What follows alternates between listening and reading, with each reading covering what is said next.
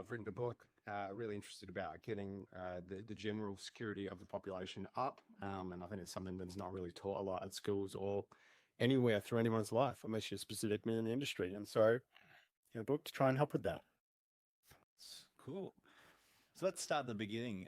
So how did your JD in tech and cybersecurity start, and what drew you into, I guess, more of this cloud and security architecture? So it's a bit of a funny one. Going back to when I was really, really young, I used to get babysat from my uncle. And one of the first memories I have with him is actually setting up a computer with a LPT1 printer port parallel cable.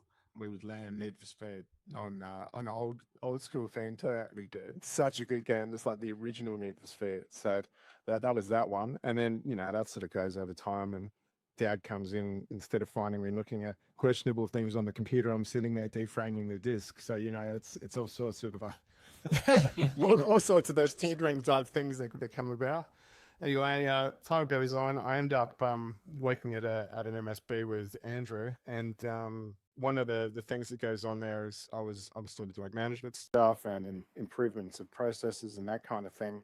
And one of the sales guys comes down and goes, "Hey, can you quote me a firewall?" I'm like, "No, what do you want?" Anyway, it had gone around upstairs that I was going to become the next security guy at this place, but no one had told me yet. And so they were coming to me for security questions that I couldn't answer because I had no skills in it at that point. So, start looking into what that looks like. And and that brings us to today. So can you chorus a firewall? No, No, just not true. And I still can't do that. And why would you want to? yeah, I was going to say these days, right? Yeah.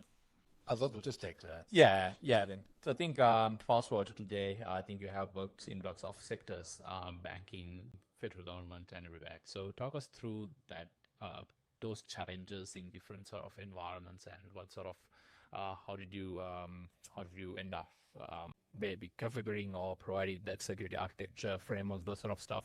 Happy to hear your thoughts. Right on. Well, I think one of the funny things in those kinds of industries is that it's actually got all of the same problems that everybody else has. So you think that they've got it all together, but the reality is that any problem we see in any different business, these huge businesses have the same issues, right? I'm sure you guys sort of seen that as